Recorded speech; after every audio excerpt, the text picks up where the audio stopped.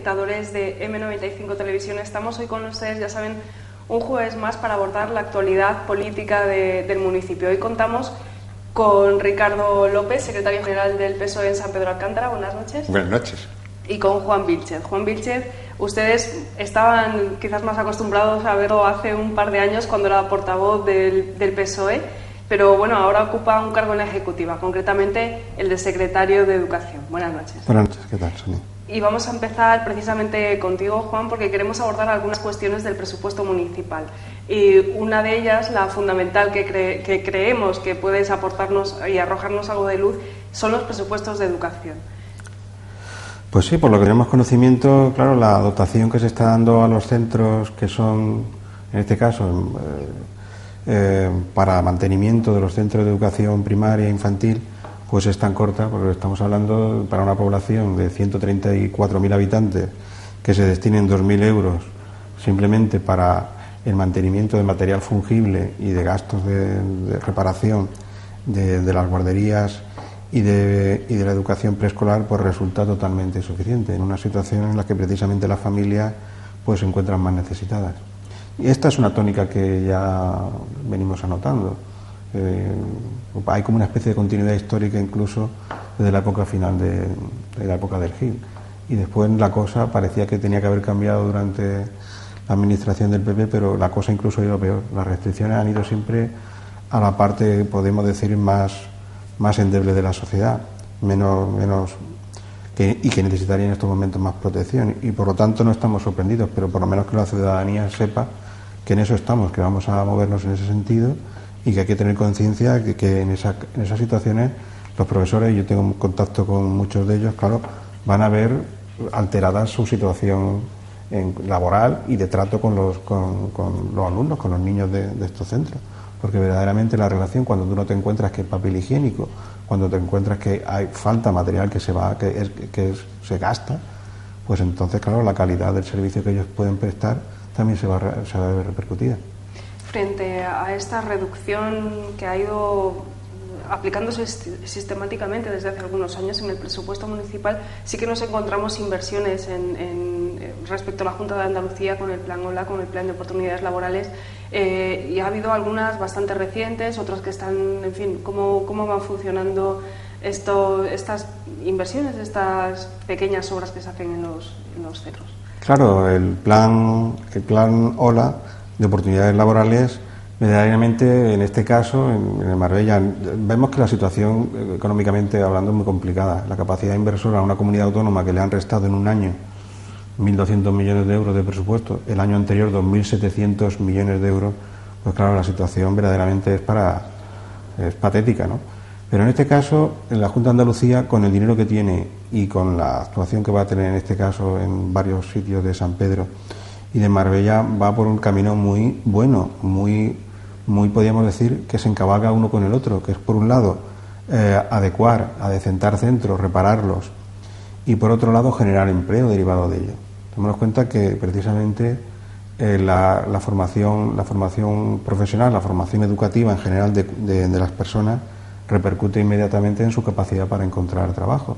Y en este caso, yo supongo que los alumnos se van a ver favorecidos por esas mejoras en los centros que estamos hablando, y también los propios trabajadores que encuentren, y además podemos decir que este tipo de trabajo es un trabajo muy extensivo, es decir, que se trata de reparaciones muy manuales, se trata de actuaciones concretas en determinadas, por ejemplo, estamos hablando de un colegio, en el caso de Antonio Machado, que en realidad era un edificio que fue entregado por compensación, que las aulas en realidad eran un bloque de pisos, ¿no?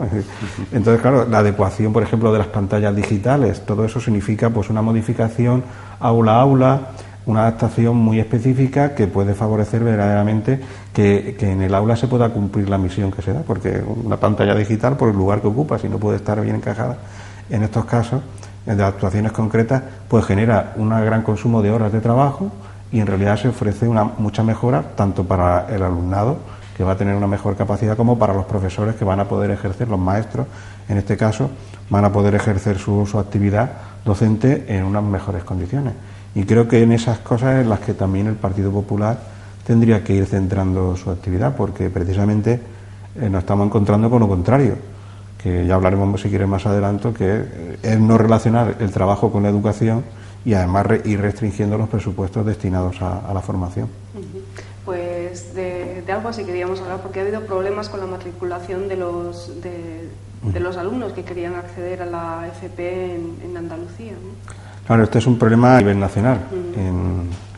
En un país donde se decide recortar igual por todos los lados, claro, educación, yo creo que educación y sanidad, pues cualquier persona decente, no digo ya, debería de pensar que eso va a repercutir. Es que es por simple decencia y por simple objetividad inteligente. Si tú destinas menos dinero a educación, las generaciones que vengan más adelante irán peor preparadas. No hay fórmulas mágicas.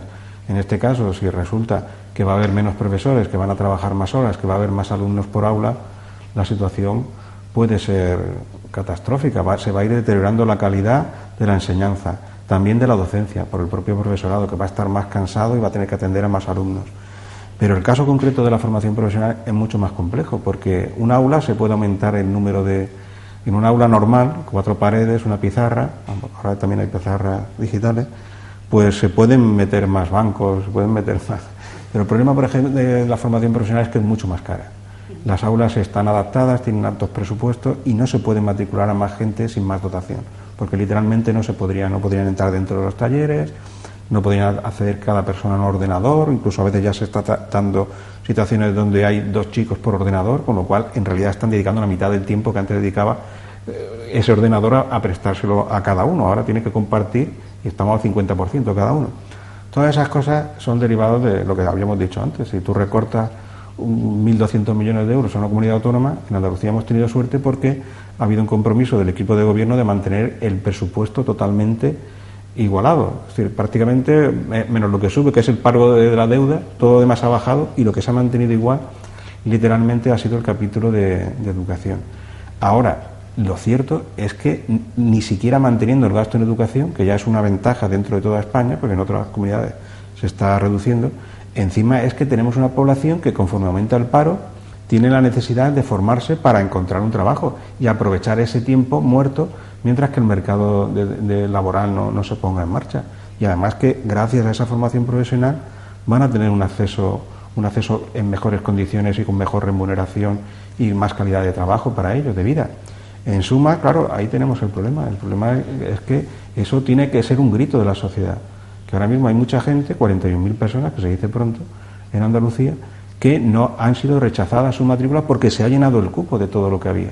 De todas las plazas que había, sabemos que se han intensificado turnos. Antes había diurnos nocturnos, se ha puesto turno de tarde, que ya casi es encajar el horario de una manera un poco, en caso concreto de Marbella, tenemos algunas situaciones de este tipo. Pero la realidad es que, como no haya una dotación superior y se decida cambiar la política y dar prioridad a la educación, que tiene mucha relación con lo laboral en este caso, porque va a ser así, estábamos discutiendo antes de algunas noticias, cada persona por un año que supere en la educación básica, la educación obligatoria, gana un 10% más. Entonces, 2 años de formación significa que un chico que haga un ciclo formativo de segundo grado, por ejemplo, o de primer grado si tiene la ESO, pues va a tener un 20% más de remuneración. Si después tiene una diplomatura, pues tendrá un 40% más. Y claro, la gente esto lo sabe y lo que está haciendo es intentar alcanzar esa situación. Y lamentablemente quieren y no pueden. Y ahí estamos. Queríamos abordar también otra cuestión, porque hoy ha habido una concentración. Queríamos abordar la reforma local. Hoy, esta tarde, ha habido una concentración en el Ayuntamiento de Marbella a las 5:30. ¿Qué valoración nos hace, pues, de esta reforma y qué aportación puede? Pues la valoración es buena porque la gente se mueve, y eso es lo importante, porque es que muchas veces la información fluye de una manera que no es la correcta ni da intensidad a las cosas que verdaderamente no son importantes. Nos pueden estar entreteniendo con alguna noticia y yo creo que la gente cada vez tenemos que ir girando un poco más hacia esa parte lateral que es la educación. La educación hoy en día es un problema y es una solución para la sociedad. Entonces, que además nos tenemos que ir fijando, tiene que empezar a formar parte de nuestra charla diaria, de nuestro pensamiento diario, porque hay un problema de verdad. Y la solución para los países que han tenido crisis ha sido la superación mediante personas que pueden trabajar mejor, y para eso necesitan una formación, una capacitación laboral. Y todo eso se incluye, claro, el paso primero es el sistema educativo. Entonces, ¿cuál es nuestra inquietud? Que es lo que hemos dicho. Nosotros tenemos inquietud. ¿Por qué?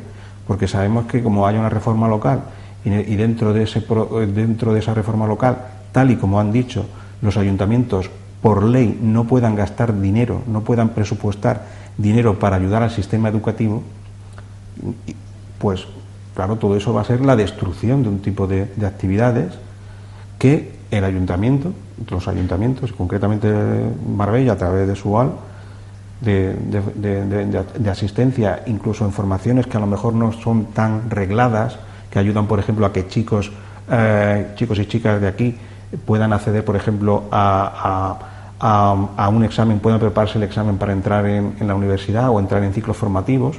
Son cursillos de preparación, no muy reglados, pero que al final tienen su efectividad. Si todo eso, y ya tenemos el caso de Estepona, eso se empieza a reducir o literalmente a finiquitar, porque en el caso de Estepona, como sabemos, la escuela de adultos del ayuntamiento, con todos sus empleados, fue liquidada, despedida, es decir, no hay servicio. Unos dirán, bueno, es que esa no es una misión del municipio, pero el caso concreto es que en Estepona, que es un municipio cercano, la gente ya no puede acudir a una cosa que antes tenía, y todo ha sido por aras de eso, de ahorrar dinero en ese capítulo que era fundamental. Entonces, claro, el temor respecto a la educación y la inquietud que hay en cuanto a la reforma laboral, la reforma laboral, la reforma local, es que si evidentemente se establece esa restricción, va a acabar suponiendo otra merma más en una situación donde contradictoriamente lo que tendría que hacerse era cambiar el ciclo e invertir más para salir antes de la crisis, pues va a llegar directamente a las calles de Marbella y a gente que un día quiera ir allí, quiera acceder en nocturno, en horario que no pueda trabajar, de una forma sábados, etcétera, como se estaban haciendo en cursillos muy especializados, pues no van a existir. Y esa es la inquietud que tenemos. Y tampoco recibimos certeza de que, por un compromiso de la alcaldesa, de que eso no va a ser así. Un compromiso público, porque quizás no pueda, porque tampoco ellos sepan lo que se está tramando en Madrid. Y ahí estamos, a la expectativa, intentando movilizar a la ciudadanía para que eso no ocurra. Pues muchas gracias. Ricardo, también usted ha estado en esa concentración que, recordemos, estaba convocada por sindicatos. Hay un poco de inquietud también entre la plantilla del ayuntamiento, porque han visto la elaboración de unos presupuestos con muchos reparos que tampoco convencen, que no convencen ni a los habilitados nacionales ni a los trabajadores. En fin, háganos una valoración un poco de todo esto. Sí, la ley de reforma de la administración pública lo que nos lleva directamente, es como acaba de decir Juan, es a que los ayuntamientos dejen de aportar recursos a las empresas municipales y a los organismos autónomos locales. ¿Eso qué conlleva? Conlleva en que si cualquiera de estas, bien las empresas o bien los organismos autónomos, dejan de ser rentables, pues tendrán que cerrar. Y ese servicio al final se dejará de prestar. Y no podemos estar de acuerdo en ningún momento desde el Partido Socialista que una mala gestión del equipo de gobierno del Partido Popular nos lleve al final a no tener una serie de servicios que deberían de estar impartiéndose por el bien de los ciudadanos. Insisto, desde el Partido Socialista, desde el Grupo Municipal Socialista, intentamos siempre enfocar todas las críticas y las propuestas que hacemos hacia el ciudadano, porque nosotros estamos aquí precisamente para intentar mejorar esa calidad de vida. Pues bien, si en cuestiones como de la UAL de Horticultura dejan de ser rentables desde el punto de vista económico, pues perderán su rentabilidad social y, por tanto, tendrán que cerrar ese servicio. Y aquí tenemos dos problemas. Primero, el servicio que se deja de prestar a los ciudadanos, y un segundo componente, que es el que, evidentemente, hay una serie de trabajadores que están llevando a cabo su labor a día de hoy de forma habitual en estas OAL y en estas empresas municipales, que dejarán de trabajar. Y, por tanto, nos encontramos en una situación que nos va a llevar a un volumen importante de ciudadanos de este municipio al desempleo. Además, son personas que estaban con la esperanza de que nunca iban a perder su puesto de trabajo y, al final, por desgracia, nos encontraremos que se pierde ese servicio y se pierden esos puestos de trabajo que entendemos que no son en ningún caso razonables. Pero bueno, yo lo que sí quiero poner encima de la mesa es que hay otra forma de llevar a cabo estas OALes. Y lo hemos dicho sistemáticamente en los consejos rectores, al igual que también lo hemos dicho con las empresas municipales. Las OALES prácticamente se ha quedado con los trabajadores y algún que otro taller, como podía ser el caso de la OAL de Arte y Cultura. Pero es la delegación quien lleva otra parte de talleres y lo que tiene que hacer este ayuntamiento es absorber estos ciudadanos, estos trabajadores, al objeto de que no se pierda ni un solo puesto de trabajo. Lo mismo ocurre con las empresas municipales. Las empresas municipales hay que hacerlas rentables. Yo lo decía, no es razonable que el Palacio de Congresos tenga pérdidas por valor de 625.000 euros. Es que debería de generar unos beneficios de 625.000 euros.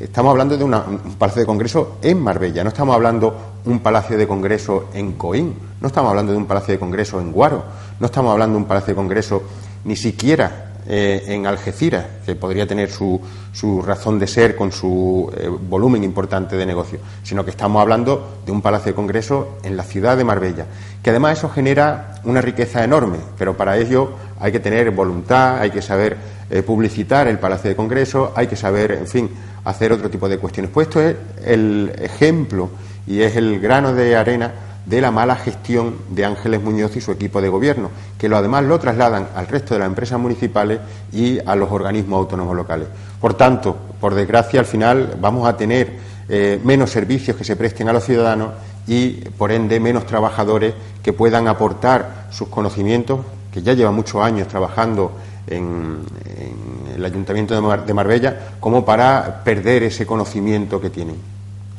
Queríamos abordar también ese pleno extraordinario sobre presupuestos que se celebró hace unos días en el Ayuntamiento de Marbella y que todos los grupos de la oposición coincidieron en una cosa, y es en los reparos que ponían los habilitados nacionales, que ponía el interventor, el secretario, en fin. Sí, bueno, los presupuestos. Los presupuestos.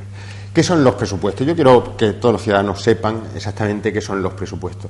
Los presupuestos son el dinero de los ciudadanos, del bolsillo de los ciudadanos, cómo lo va a invertir el equipo de gobierno de turno. Y en este caso tenemos una curiosidad y estoy convencido de que Marbella va a ser el único municipio, y esto es gracias a la señora alcaldesa, que los ingresos y los gastos no coinciden. Curiosamente, tenemos 214 millones de euros de ingresos y vamos a tener 213,900 millones de euros de gastos. No cuadran ingresos y gastos. ¿Por qué? Pues porque tuvieron que hacer una modificación a última hora de dos empresas municipales, bueno, a última hora, faltando un mes para la presentación de los presupuestos de dos empresas municipales, la de Transportes Locales y el Palacio de Congresos, que estaba hablando hace un momentito, y esa modificación no la cuadraron, y al no cuadrarlo la han ido arrastrando y al final tenemos un presupuesto descuadrado. Eso por un lado, que es altamente significativo y altamente llamativo la falta de capacidad de este equipo de gobierno de poner unas cuentas cuadradas. Insisto, nadie verá cómo los presupuestos generales de Estado de la Junta de Andalucía, de la Diputación o de cualquier ayuntamiento venga unos ingresos distintos a los gastos. Pues este ayuntamiento es especial hasta para eso. Esta señora alcaldesa que tenemos, como está más interesada en sacarse las fotos y darse vueltas por el municipio sonriendo y inaugurando determinados negocios que gestionando, pues nos pasa lo que nos pasa.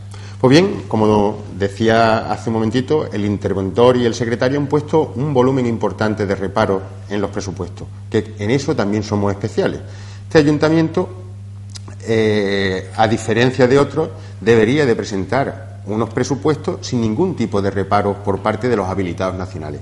Y los reparos son duros, muy duros. De hecho, se nos dice que se incumple la ley de base de régimen local cuando la cantidad que se pone para la devolución del préstamo, en vez de ser del préstamo a la Junta de Andalucía, en vez de ser de 17 millones, son de 3 millones, y este equipo de gobierno hace caso omiso.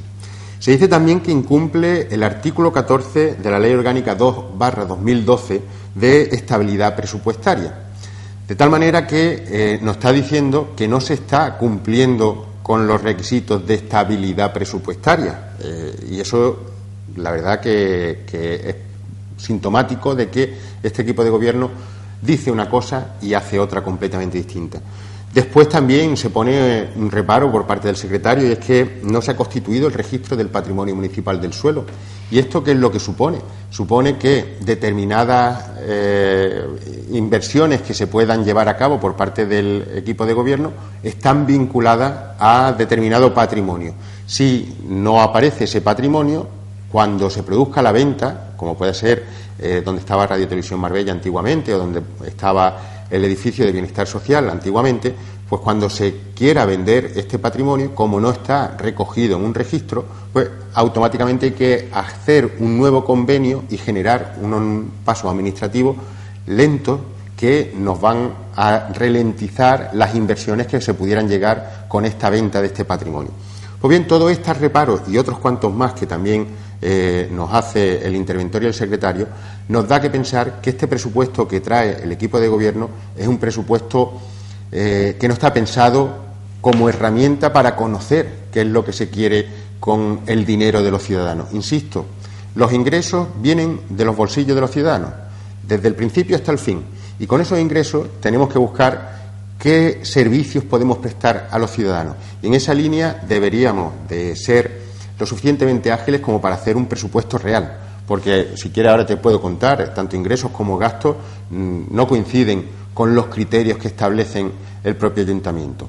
En fin, no sé si sí, por supuesto, sobre todo queríamos centrarnos en lo que ustedes prefieran, pero sí que hay algo que nos llama la atención, y es esa recaudación por multas de tráfico, ¿no? Que ya se prevé las multas que se van a imponer en el año 2014, las que se van a pagar, en fin, un poco. Sí.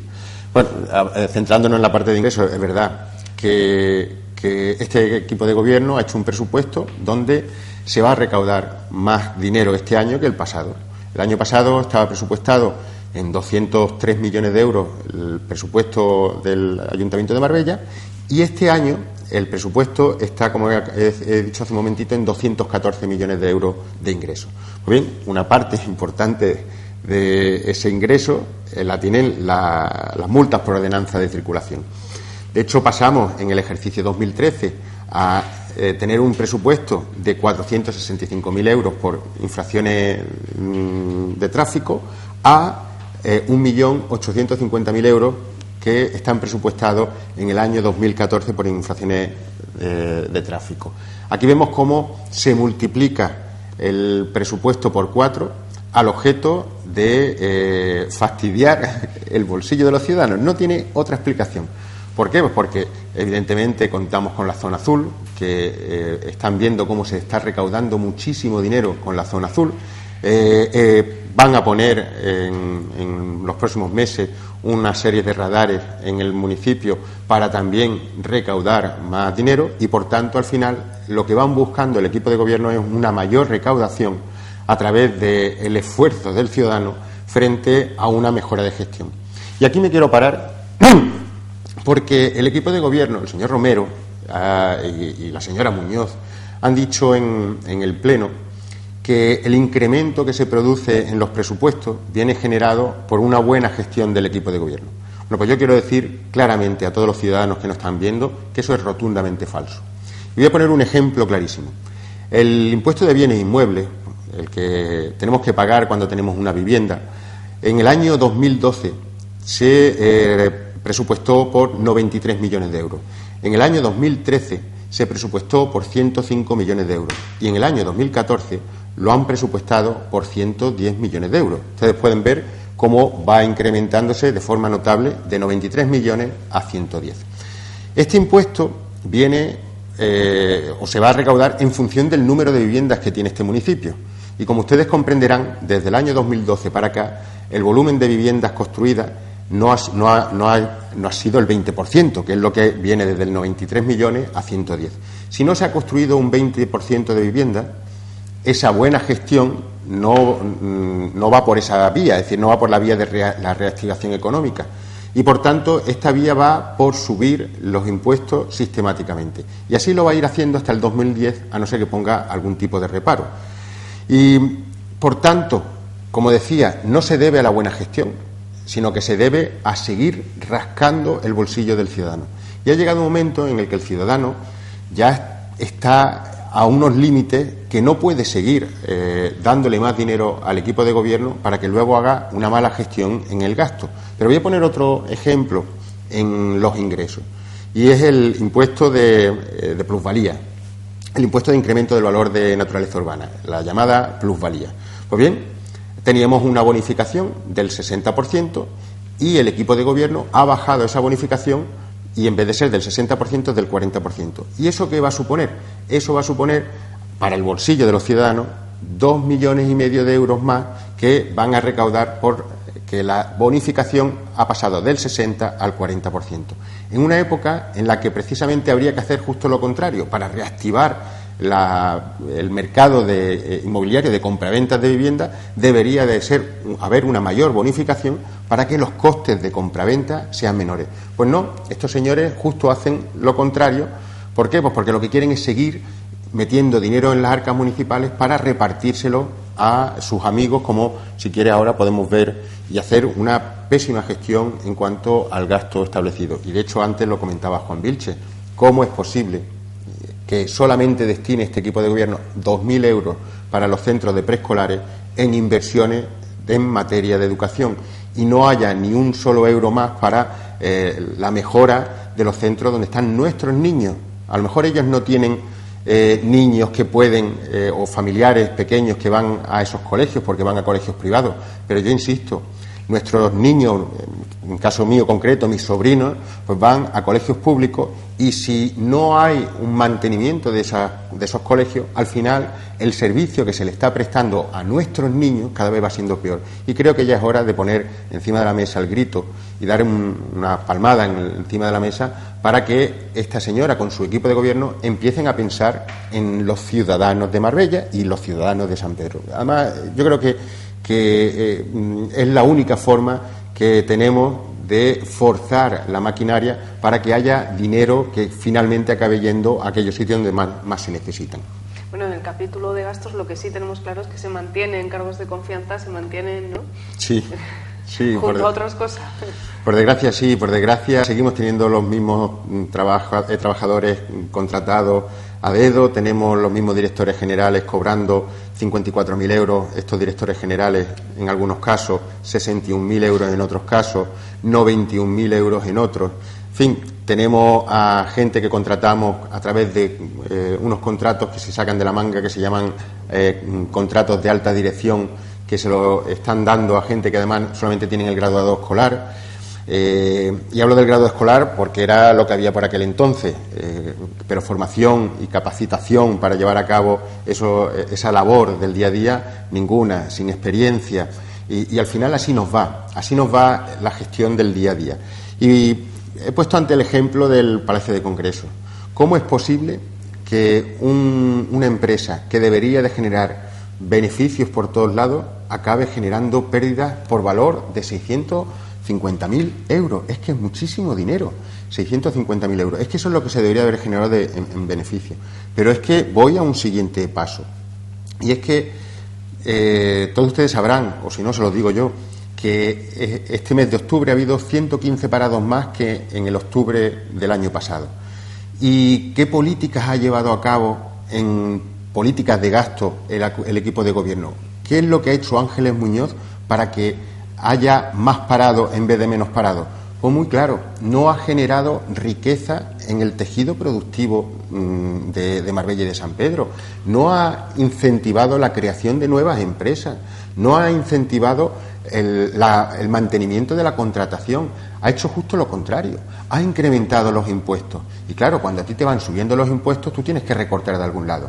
Y el problema está que cuando el nivel de gasto del ciudadano cada vez menor, porque gana menos dinero, pues tengo menos capacidad de consumir. Al consumir menos, es la pescadilla que se muerde la cola. Vendo menos y, por tanto, tengo que despedir a trabajadores. Y esto hay que cambiar el círculo vicioso. ¿Cómo? Pues lo hemos dicho por activa y por pasiva, incluso con mociones que han sido rechazadas sistemáticamente por el Partido Popular. Y voy a poner algún ejemplo claro para que todos ustedes lo entiendan. Y es que lo que se hace imprescindible es que haya una bonificación durante el primer año del 100% de los impuestos que pagan cuando alguien quiere iniciar un comercio. Es de sentido común que al principio es cuando cuesta más trabajo. Bueno, pues vamos a ayudarlos. ¿Qué es lo que hace Ángel Muñoz? Vota en contra de esta propuesta y además nos dicen que no ha lugar a que ni siquiera se planteen esta posibilidad. Tenemos cuestiones como que además no afectan en los presupuestos, sino llegar a un acuerdo con las entidades financieras para que fluya el crédito local, para las empresas que quieran invertir en mejorar sus negocios. Tan difícil es llegar a hablar con el Santander, con el BBVA o con cualquier banco que trabaje con el ayuntamiento y le diga, mire usted, el 3% del saldo medio que tengo yo en su banco lo va usted a destinar a microcréditos, a créditos pequeños para que se puedan hacer pequeñas inversiones que va a generar riqueza en la construcción y en la creación de nuevos puestos de trabajo. Eso es pensar en generar riqueza para las pequeñas y medianas empresas.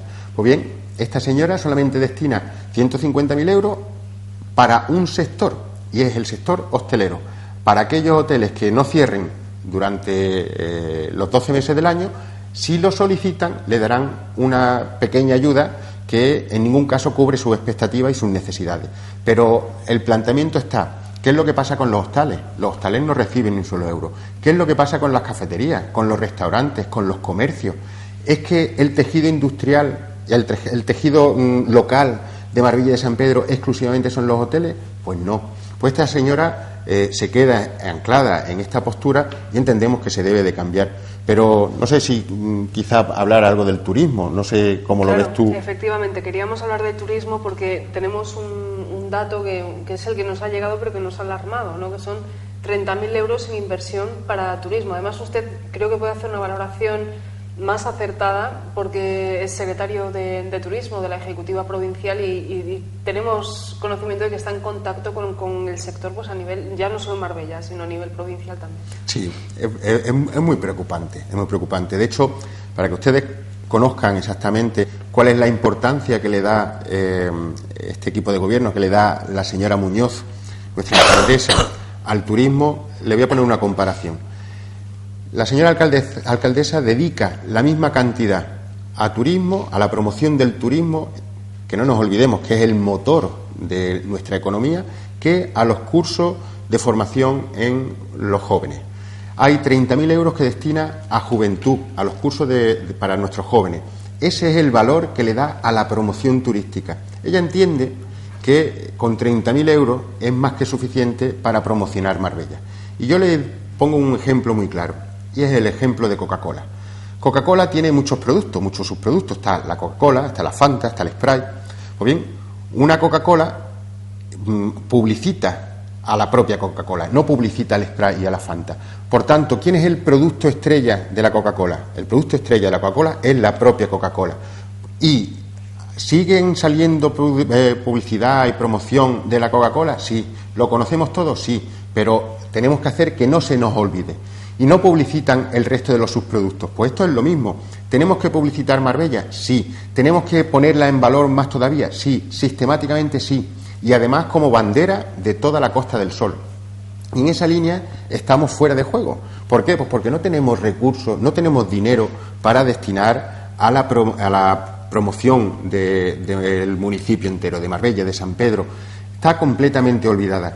Y voy a poner otro dato encima de la mesa, y es que destina, como decía, 30.000 euros a la promoción, pero destina 35.000 euros para que los cargos de confianza, esos que hemos estado hablando antes, que les seguimos pagando 50 y tantos, 60 y tantos, 90 y tantos mil euros, se puedan ir a las ferias a dar una vueltecita a ver qué tal está el patio en Londres, en Madrid o en Berlín. Y es inaceptable que destine 35.000 euros para que ellos se vayan de vacaciones durante una semana a determinadas ferias frente a una promoción directa de 30.000 euros, 5.000 euros menos, insisto, para la promoción de todo el municipio. Y en esta promoción, además, debería de contemplarse no solamente el sol y playa que tiene Marbella, no solamente el clima, este clima maravilloso que tiene, sino es que hay que publicitar otro tipo de cuestiones. Y el turismo debería de ser una promoción transversal en todos los segmentos, desde el turismo arqueológico hasta el turismo cultural, el turismo deportivo, el turismo incluso para aquellas personas con dificultad en la movilidad, deberíamos de ser capaces de generar una promoción que afectara a todos los segmentos. ¿Por qué? Pues porque mientras más gente venga, mayores puestos de trabajo se crearán, mayor riqueza habrá y mejor estaremos, más dinero tendrá este ayuntamiento para volver a hacer nuevas inversiones y prestar nuevos equipamientos. Por eso el turismo es tan importante. ¿Por qué? Porque no tenemos fábricas de ninguna otra cosa, no somos una ciudad que he dicho yo antes como Algeciras, que tiene otro tipo de generación de riqueza, sino que nosotros exclusivamente estamos centrados en la prestación de servicios. Y somos muy buenos, por desgracia, solamente en el sector privado. No somos muy buenos en el sector público. Cuando viene la gente aquí, viene por la calidad que le presta el sector privado. Si fuese por la calidad que le presta el sector público, dejaría mucho que desear y dejarían de venir. Y es muy importante que esté Marbella en todo momento en las mejores condiciones, porque uno de los baluartes más importantes precisamente es el boca a boca de los turistas, tanto para lo bueno como para lo malo. Y si no estamos en las mejores condiciones, pues automáticamente dejarán de venir y dirán que no hace falta que vengan nuevos turistas porque no es la Marbella que esperaban. Y en ese sentido debemos de tener mucho cuidado a la hora de levantar Marbella.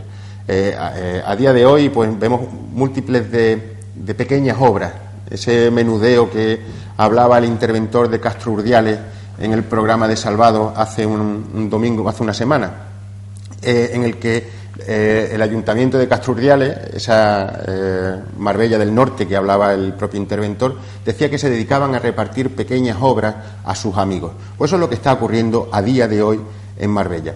¿Qué es lo que ocurre? Que la señora alcaldesa reparte pequeñas obras de 15, 20, 25, 35.000 euros para quitar un acerado, para poner una fuentecita por un lado, pequeñas obras que hacen que todo el municipio esté patas arriba, dé la sensación de que se están haciendo muchas cosas y al final lo único que se está haciendo es repartiendo favores a sus amigos, insisto, a los mismos porque son media docena de empresas las que redactan los proyectos, las que dirigen la obra, las que ejecutan la obra, las que llevan la Dirección de Seguridad y Salud. Ese trabajo que debería estar llevándose a cabo por parte de los trabajadores de este ayuntamiento lo están haciendo trabajadores externos, trabajadores de fuera de este propio ayuntamiento y repartiéndose unos dineros que nos vendría muy bien para hacer otro tipo de infraestructura que pudieran utilizar todos los ciudadanos. Y por tanto, es momento de empezar a decir que otra forma de gestionar y de gobernar este municipio es posible y otra forma debemos de hacerla. Queríamos también hemos hablado mucho de dinero, pero queríamos comentar también algunas cuestiones de San Pedro, porque bueno, en la última semana usted con su compañera Ana Lesquera ha hecho pues, un repaso de los servicios sociales que los ha hecho en general, pero que se han centrado particularmente en algunas cuestiones muy puntuales de San Pedro Alcántara. ¿Cuáles han sido? Sí, hablábamos del Centro de Servicios Sociales Comunitarios de San Pedro de Alcántara, una inversión además importante por parte de la Junta de Andalucía de 750.000 euros que hay que poner en valor, pero que hacíamos una crítica porque este Centro de Servicios Sociales no se está llevando a cabo en su totalidad para cubrir las necesidades de las personas, de esos servicios sociales tan importantes. Recordábamos que había unas partidas importantísimas por parte de la Junta de Andalucía en el municipio de Marbella, superando los 3 millones y pico de euros destinadas precisamente para aquellas personas con mayor necesidad, y esperábamos que este centro de servicios sociales comunitarios fuese exclusivamente para aquellas personas con mayores necesidades. Pues bien, nos encontrábamos que no era así. Nos encontrábamos además que hay trabajadores en San Pedro que están fuera de ese centro de servicios sociales, que están metidos en cuartuchos donde ya no solamente el perjuicio para el propio trabajador, sino el perjuicio para aquellas personas que está atendiendo. Es que no nos olvidemos que los servicios sociales hay una relación muy cercana y muy corta y muy directa entre el trabajador social y la persona que por desgracia está sufriendo una situación complicada y difícil. ¿Por qué? Pues porque ha perdido su puesto, su trabajo, porque ha perdido su vivienda, porque no encuentra una forma de subsistir dignamente, porque tiene que estar pendiente de la caridad y de la beneficencia y, por tanto, al final quien sale perjudicado de esta mala gestión precisamente es el usuario. Pues bien, nosotros le pedíamos al equipo de gobierno, a Ángeles Muñoz, en este caso también a Manuel Cardeña, que fuese serio y destinase este centro de servicios sociales exclusivamente para los servicios sociales y no para el distrito número 2, que es lo que está haciendo.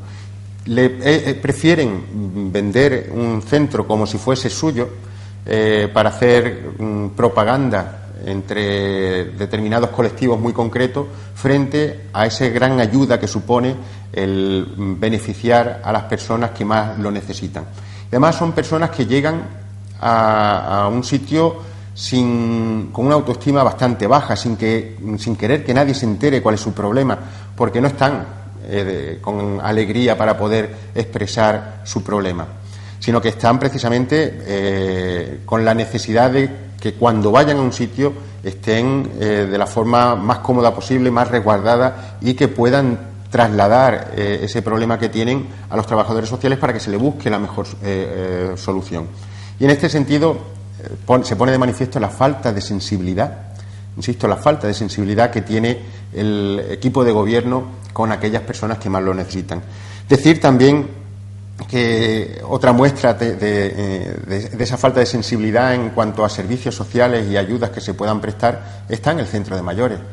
Decíamos que este ayuntamiento va a pagarle 1 millón de euros al año a una empresa privada para que organice unos talleres para nuestros mayores en los distintos centros de mayores. Bueno, pues curiosamente, este año con respecto al año anterior y con respecto a los previos, a los anteriores, el volumen de talleres que se van a llevar a cabo disminuye. Y además, curiosamente, hay talleres muy demandados, como puede ser el teatro, que desaparecen. Teniendo un teatro en San Pedro, teniendo, insisto, en la Azucarera, en el Ingenio, ahí tenemos un sitio magnífico para que nuestros mayores pudieran ensayar, pudieran hacer sus propias obras de teatro. O bien, el equipo de gobierno, el señor Cardeña, la señora Muñoz, han negado el uso de este teatro en ejercicios anteriores, en años anteriores, y ahora han decidido unilateralmente eliminarlo. ¿Cómo es posible que gastándonos 100.000 euros el volumen de talleres haya disminuido? Pero es más, los talleres que no se están impartiendo, si los quiere seguir recibiendo, tenemos que echar mano de voluntarios. Y ya está bien de contemplar los servicios sociales y los equipamientos y los servicios que se prestan al ciudadano como una cuestión de beneficencia y de caridad por parte del equipo de gobierno. Están ahí para solucionar los problemas de los ciudadanos. Y una cuestión también que poníamos de manifiesto es que, teniendo el Parque de los Tres Jardines en el centro de San Pedro, con ese terreno tan amplio que tenemos, para que los ciudadanos lo pudieran utilizar, deberíamos de ser capaces de destinar un trozo de ese Parque de los Tres Jardines para que nuestros mayores y nuestros niños, y aquel que lo quiera hacer así, utilice los huertos ecológicos y pueda llevar a cabo un desarrollo personal, tanto manual como intelectual, a la hora de tener una relación directa con la naturaleza. Pues nada, a pesar de que llevábamos una moción y conseguimos arrancar el compromiso del equipo de gobierno para empezar a prestar el servicio de los huertos ecológicos, este equipo de gobierno volvió otra vez a sacarse la foto la señora Muñoz diciendo que sí, que iban a hacer unos huertos ecológicos que además iban a ser muy bonitos, que iban a tener no sé cuántas cosas distintas, y al final el hecho es que un año después nos encontramos que no hay ni huerto ecológico ni posibilidad de llevar a cabo esa actividad tan gratificante para muchos de los mayores. Pero como eso tampoco tenemos la gran mayoría de los talleres que puedan darse en otros municipios. Seguimos anclados en los talleres de los años 80. Seguimos con la idea en la cabeza de talleres de arte de corte y confección. Y ya está bien de tener esa visión machista, por un lado, y del siglo XX que tiene este equipo de gobierno. Y entendemos, como he dicho anteriormente, que no solamente hay otra forma de hacer las cosas, sino que debemos de hacer las cosas de otra manera. Pues vamos a concluir ya, y vamos a concluir con una noticia muy positiva, muy bonita para San Pedro. Ha costado 7 años, ¿no? Pues sí. 6 años. Sí, unos cuantos. Pero bueno, finalmente el pabellón Elena Benítez ya se llama pabellón Elena Benítez, como ustedes habían solicitado, y que hasta este momento, bueno, la alcaldesa no había tenido tiempo para colocar la placa, pero sí, parece ser que, en fin, que ha buscado un hueco y ya se llama Elena Benítez. La verdad que ha sido una alegría enorme el poder terminar por ponerle el nombre de Elena Benítez al pabellón de Fuente Nueva. Esto fue una propuesta que nace del Partido Socialista en San Pedro, además con una ilusión enorme, porque Elena era una deportista magnífica. De hecho tiene medallas de oro en taekwondo que no las tiene prácticamente nadie. Tiene también muchas medallas de oro como entrenadora, una vez que ya ha dejado su trabajo físico como deportista, pues ha seguido como entrenadora, generando mucha expectación, mucha ilusión en aquellos con los que entrenaba. Y era necesario decir que debería de hacerle un homenaje especial a Elena. Y de hecho se llevó una moción a pleno, se votó a favor. Se quedó en el olvido porque, como venía por parte del Partido Socialista, pues evidentemente el Partido Popular no iba a darle ningún cuartelillo a estos rojos y por tanto decidió guardarlo en un cajón. Volvimos a traer otra moción al Pleno diciendo: hoy usted no se olvide de que habíamos aprobado ponerle el nombre de Elena al pabellón de Fuente Nueva, y aún así, una vez vuelto a decir que sí, que efectivamente tiene el nombre, tardaron unos cuantos años. Pero finalmente la dicha fue buena y acabaron por ponerle la placa a Elena Benítez. Y decir que estamos muy contentos y muy orgullosos de ella, porque todo ese esfuerzo y todo ese tesón ponen de manifiesto una cuestión que yo quisiera también trasladarla al plano de la política. Cuando hay trabajo, cuando hay ilusión, cuando hay ganas de hacer las cosas bien, al final los resultados son buenos. Y con un poco de suerte, al final las cosas dan su fruto. Y el trabajo que ha llevado a cabo Elena, con su esfuerzo, con su tesón, como deportista, después como entrenadora, yo creo que es digno de admirar y digno de recoger esa actitud de ella. Y sin ningún lugar a dudas, nosotros tomamos esa cuestión, la hacemos nuestra y seguiremos trabajando con mucha ilusión, con mucho tesón, con mucho esfuerzo, porque sabemos que eso va a generar un fruto y ese fruto va a ser para los ciudadanos.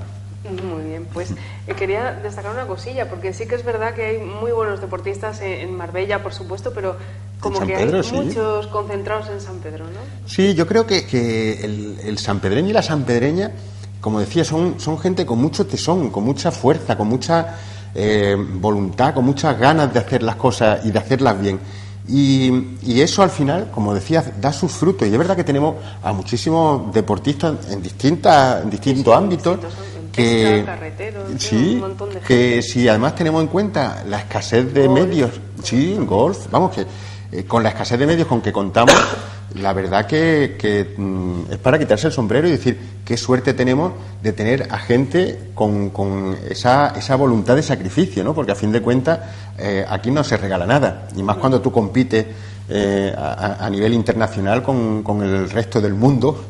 Y salen sus frutos, y eso yo creo que viene propiciado precisamente por ese tesón, esa energía, esa voluntad que se le pone encima de la mesa, y que al final pues surge pues esos frutos que decía, que son la medalla en el caso de Elena, o el reconocimiento a nivel del golf o de otro tipo de cuestiones de atletismo con carretero, que al final dice uno qué maravilla, qué suerte tenemos. Pues vaya desde aquí también nuestra enhorabuena a Elena Benítez, que recordemos fue la primera mujer olímpica de la provincia de Málaga, que creo que ya sí. Solo por eso ya pasará a la historia. Bueno, luego pues ya saben, medallas de oro, en fin. Muchísimas gracias, señor López, por estar con nosotros, y a ustedes les vemos la semana que viene. Ya saben, mientras tanto pueden encontrarnos en Facebook, en Twitter y en las redes sociales en general. Gracias.